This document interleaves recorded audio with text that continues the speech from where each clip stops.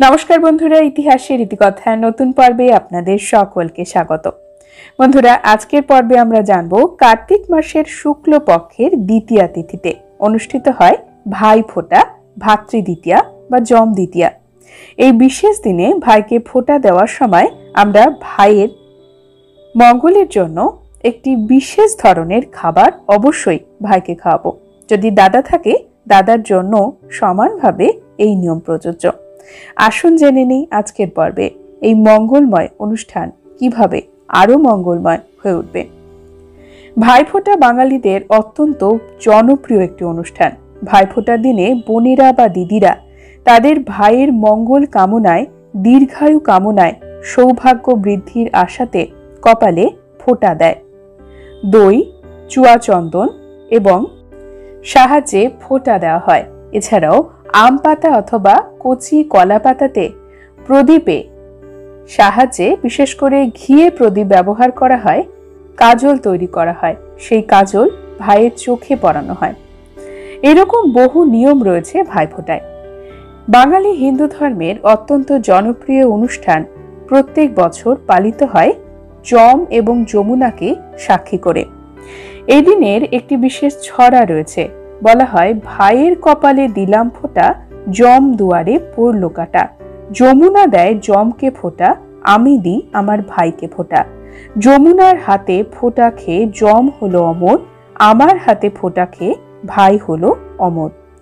এই দিনে ভাইফোঁটার আরো বিশেষ নিয়মের মধ্যে রয়েছে ধান দুর্বার বিশেষ ব্যবহার, শঙ্খ বাজানো হয়, নারীরা উলুধ্বনি দেয়, ভাইকে দিদিরা আশীর্বাদ করে এবং যদি দাদা থাকে তারা কিন্তু বোনকে আশীর্বাদ করে। বোনের হাতে বিভিন্ন ধরনের খাবার তৈরি করা থাকে, সেটি কিন্তু ভাই খায়, মিষ্টিমুখ করে। দাদারা বোনেদের উপহারও দিয়ে থাকেন। ধনতেরাসের দিনে 5 দিন ব্যাপী দীপাবলি উৎসব শুরু হয় এবং সেটি শেষ হয় ভাতৃদ্বিতীয়া, যম দ্বিতীয়া বা ভাইফোঁটার দিনে। এই উৎসব মহারাষ্ট্র, গোয়া এবং কর্ণাটকে ভাইবীজ নামে পরিচিত। পশ্চিমবঙ্গ ছাড়াও নেপালে কিন্তু ভাইটিকা অত্যন্ত জনপ্রিয়। বিজয়া দশমীর পরে এটি হলো এখানকার সবচেয়ে বড় উৎসব। ভাইফোঁটার দিনে বন্ধুরা একটি বিষয় খেয়াল রাখবেন, ভাইকে কখনোই খালি মেঝেতে বসাবেন না, নিজেও বসবেন না। সবসময় আসন পেতেই ভাইফোঁটা দেওয়ার চেষ্টা করবেন।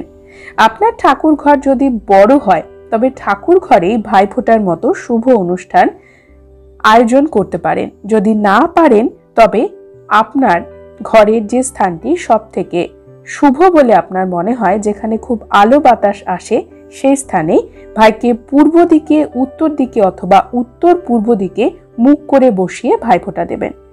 যাদের ভাই দূরে থাকে একটি নিয়ম রয়েছে, তারা দেওয়ালে ফোঁটা দেন এবং যাদের ভাই নেই তারা চন্দ্র দেবতাকে উদ্দেশ্যে ভাই ফোঁটা দেন।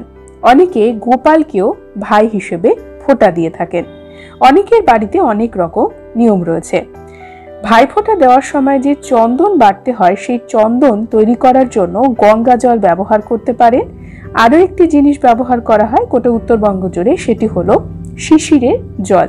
যদি শিশিরের জল আপনারা পান, শিশির পান, সেই জল দিয়ে চন্দন বাটুন, না পেলে গঙ্গা জল ব্যবহার করুন। ফোঁটা দেওয়ার সময় খেয়াল রাখবেন দুজনেই যেন সুতির কাপড় পরেন, আর এই দিনে কালো কাপড় পরবেন না। চন্দন, দই, শিশিরের জল, কালি এগুলো কিন্তু ভাইফোঁটার জন্য খুবই আবশ্যক উপকরণ। ফোঁটা দেওয়ার আগে প্রদীপের আরতি অবশ্যই করবেন, অর্থাৎ প্রদীপ অবশ্যই জ্বালাবেন। ভাইফোঁটা দেওয়ার সময় কাঁসা পিতলের বাসন ব্যবহার করা শুভ, তবে এই সময় স্টিল, কাঁচ বা প্লাস্টিকের বাসন ব্যবহার করবেন না। এই দিনে ইষ্ট দেবতাকে স্মরণ করে ভাইয়ের মঙ্গল কামনায় পুজো দিয়ে তারপরেই কিন্তু ফোঁটা দেবেন।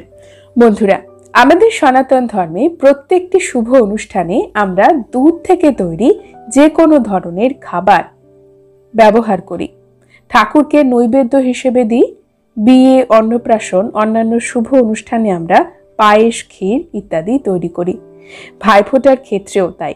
ভাইফোঁটার দিনে ভাই বা দাদাকে আপনার হাতে তৈরি পায়েস অথবা ক্ষীর অবশ্যই খাওয়ান। এই খাবারটি ছাড়া কিন্তু ভাইফোঁটা অসম্পূর্ণ হবে। এছাড়াও সাদা মিষ্টি অবশ্যই ভাইকে খাওয়াবেন। আমাদের বাঙালিদের মধ্যে শুভ অনুষ্ঠান, সেটি জন্মদিনও হতে পারে, সেক্ষেত্রে কিন্তু পায়েস এবং ক্ষীর অত্যাবশ্যকীয়। এই শুভ খাবার ছাড়া ভাইফোঁটা অসম্পূর্ণ।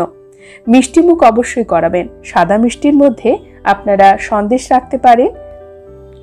অবাঙালিদের মধ্যে ভাইবীজ অর্থাৎ এই ভাইফোঁটার অনুষ্ঠানে শ্রীখণ্ড বলে একটি বিশেষ ধরনের খাবার অবশ্যই রাখা হয়, সেটি ভাই বা দাদাকে খাওয়ানো হয়। প্রত্যেক বছর কার্তিক মাসের শুক্লপক্ষের দ্বিতীয়া তিথিতে অনুষ্ঠিত হয় ভাতৃ দ্বিতীয়া বা যম দ্বিতীয়া, আমরা যাকে সহজ ভাষায় ভাইফোঁটা বলি। বাঙালি ছাড়া অবাঙালিদের কাছে এই বিশেষ দিনটি হলো ভাইদুজ, অনেকটা রাখি বন্ধনের মতো। অর্থাৎ ভাই বা দাদার মঙ্গল কামনায় দিদি বা বোনেরা এই দিন উপোস করেন এবং ভাইয়ের কপালে ফোঁটা দেন। তাদের দীর্ঘায়ু জীবন কামনা করেন এবং সুখ সমৃদ্ধি সৌভাগ্যের জন্য এই দিন পুজো করেন। ভাতৃ দ্বিতীয়া, যম দ্বিতীয়া বা ভাইফোঁটাতে আমরা যে কাজগুলি ভুলেও করব না। সনাতন হিন্দু ধর্মে প্রত্যেকটি আচার অনুষ্ঠান, পুজো পার্বণের পেছনে বিশেষ কিছু কারণ রয়েছে। অকারণে কোনো উৎসবই অনুষ্ঠিত হয় না। ভাইফোঁটা অনুষ্ঠিত হয় ভাইয়ের জীবনের দীর্ঘায়ু কামনায়, ভাই এবং বোনের মধ্যে ভালো সম্পর্ক এবং তাদের মধ্যে যাতে সারা জীবন একটি সুদৃঢ় বন্ধন থাকে সেই কারণে। এমন একটি শুভ অনুষ্ঠানে কখনোই কালো রঙের পোশাক পরবেন না। হিন্দু ধর্মে পুজো পার্বণ উৎসব অনুষ্ঠানে কালো রং নিষিদ্ধ, তাই কালো রঙের পোশাক এই দিন পরবেন না। ভাইফোঁটা দেওয়ার সময় খালি আসনে বসবেন না। ভাই বা দিদি দুজনের ক্ষেত্রে এটি প্রযোজ্য। প্রথমে প্রদীপ প্রজ্বলন করবেন, তারপরে সকল কাজ শুরু করবেন। আপনার বাড়ির ঠাকুর ঘর যদি বড় হয় তবে সেই স্থানেই ভাইফোঁটা দিন। কারণ বলা হয় ভাইফোঁটা দেওয়ার জন্য সব থেকে শুভ জায়গা হলো বাড়ির ঠাকুর ঘর। বিশেষ করে ঠাকুরের সিংহাসনের দিকে মুখ করে বসলে খুবই শুভ। আপনার ঠাকুর ঘর যদি ছোট হয় তবে আপনার বাড়ির কোনো শুভ স্থানে বসুন। ভাই সবসময় পূর্ব দিকে মুখ করে থাকবে। যদি পূর্ব দিকে মুখ করতে না পারে তবে উত্তর বা উত্তর পূর্ব দিকে মুখ করে বসবে। খালি মেঝেতে না বসে আসনেই বসতে হয়। আরো একটি বিষয়, ভাইফোঁটা দেওয়ার সময় আমরা যে আসনে বসবো সেটিও যেন ছেঁড়া না থাকে। এই দিনে ছেঁড়া পোশাক কোনোভাবে যেন না পরে আপনারা ভাইফোঁটা দেন। সবসময় পরিষ্কার কাঁচা কাপড় পরবেন। যারা নতুন কাপড় পরতে পারবেন তারা নতুন কাপড় পরুন। কাপড়ের মধ্যে যে রং ব্যবহার করতে পারেন সেটি হলো লাল, এছাড়া হলুদ, নীল, গোলাপি এই ধরনের শুভ রং ব্যবহার করুন। বন্ধুরা, ভাইফোঁটা দেওয়ার সময় আমরা যে থালা সাজাবো সেই থালাটা যেন ধাতব পাত্র হয়, যেমন কাঁসা, পিতল বা তামা। এছাড়া মাটির বাসন ব্যবহার করতে পারেন থালা সাজানোর জন্য, তবে কখনোই প্লাস্টিকের বাসন ব্যবহার করবেন না। ভাইফোঁটার দিনে ভাই বা বোনেরা যেন নিজেদের মধ্যে ঝগড়া অশান্তি না করেন। এই শুভ অনুষ্ঠান ভালোভাবে সম্পন্ন করার চেষ্টা করবেন। নিজেদের সামর্থ্য অনুসারে উপহার দেবেন এবং উপহার যেমনই হোক সেটি ছোট হতে পারে, কিন্তু মনের ভালোবাসা যেন থাকে। কেউ কাউকে অসম্মান করবেন না। ভাইফোঁটার দিন ভাইয়ের কপালে ফোঁটা দেওয়ার আগে ভাই বা বোন দুজনেই কিছু খাবেন না, উপোস করে থাকুন। এটি আমাদের হিন্দু ধর্মের একটি বিশেষ নিয়ম। আপনারা যদি উপোস করতে না পারেন তবে ভাত খাবেন না। ভাত ছাড়া যে কোনো খাবার খেতে পারেন, ফলাহার করতে পারেন। এই দিনে মিথ্যে কথা বলা, ঝগড়া অশান্তিতে না জড়ানোই ভালো। বন্ধুরা, আজকের পর্ব এই পর্যন্তই। পরবর্তী পর্বে নতুন একটি বিষয় নিয়ে আপনাদের সঙ্গে কথা হবে। ততক্ষণ সকলে সুস্থ থাকুন, ভালো থাকুন। আর পুরো ভিডিওটি দেখার জন্য আপনাদের অসংখ্য অসংখ্য ধন্যবাদ।